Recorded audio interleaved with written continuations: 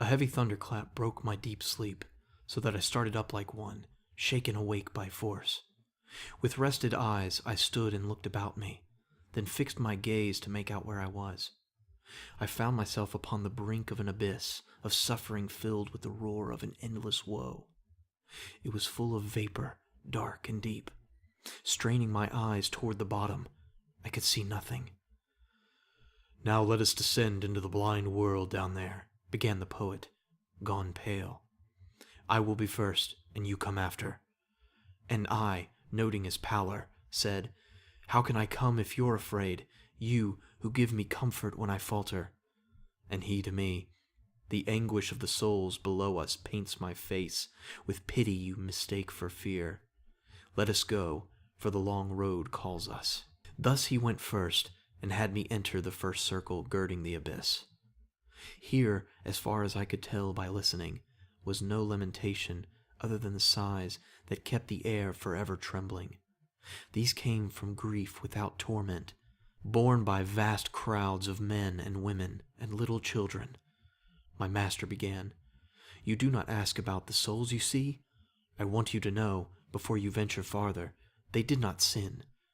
Though they have merit, that is not enough, for they were unbaptized, denied the gateway to the faith that you profess. And if they lived before the Christians lived, they did not worship God aright, and among these I am one. For such defects, and for no other fault, we are lost and afflicted, but in this, that without hope we live in longing. When I understood, great sadness seized my heart, for then I knew that beings of great worth were here suspended in this limbo. "Tell me, master, tell me, sir," I began, seeking assurance in the faith that conquers every doubt. "Did ever anyone, either by his own or by another's merit, go forth from here and rise to the blessedness?"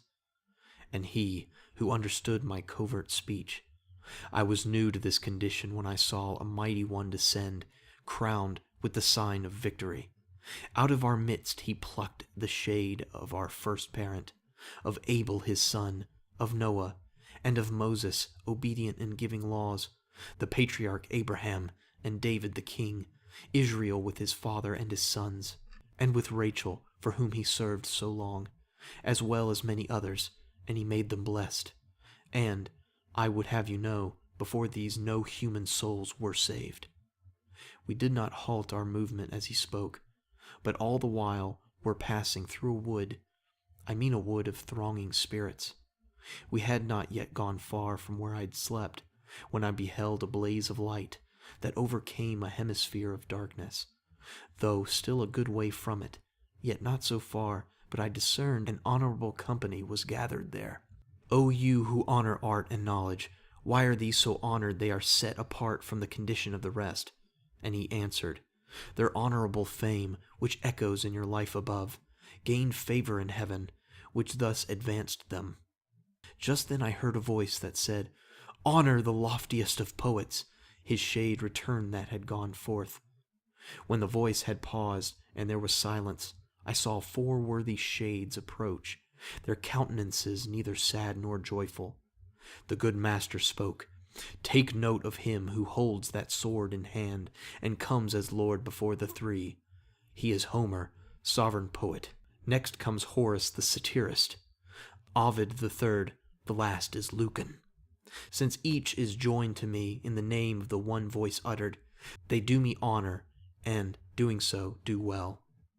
There I saw assembled the fair school of the lord of loftiest song, soaring like an eagle far above the rest. After they conversed a while, they turned to me with signs of greeting, and my master smiled at this.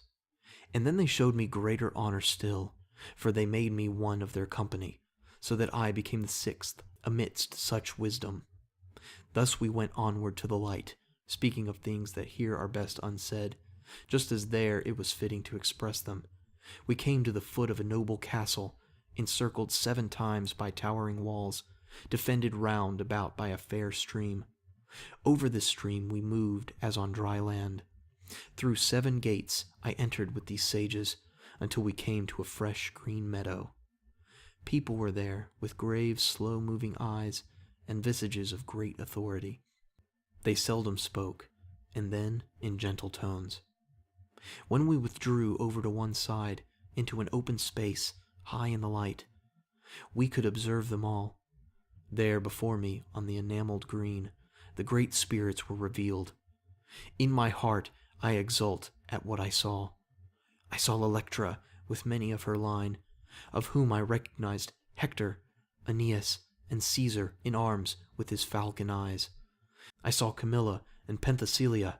Seated apart I saw King Latinus, and next to him Lavinia, his daughter. I saw that Brutus who drove out Tarquinius, Lucretia, Julia, Marcia, and Cornelia, and Saladin I saw alone, apart. When I raised my eyes a little higher, I saw the master of those who know, sitting among his philosophic kindred, eyes trained on him, all show him honor. In front of all the rest, and nearest him, I saw Socrates and Plato. I saw Democritus, who ascribes the world to chance, Diogenes, Anaxagoras, and Thales, Empedocles, Heraclitus, and Zeno. I saw the skilled collector of the qualities of things, I mean Dioscorides, and I saw Orpheus, Cicero, Linus, and moral Seneca, Euclid the geometer, and Ptolemy, Hippocrates, Avicenna, Galen, and Averroes, who wrote the weighty glosses. I cannot give account of all of them, for the length of my theme so drives me on that often the telling comes short of the fact. The company of 6 falls off to 2, and my wise leader brings me by another way, out of the still into the trembling air. And I come to a place where nothing shines.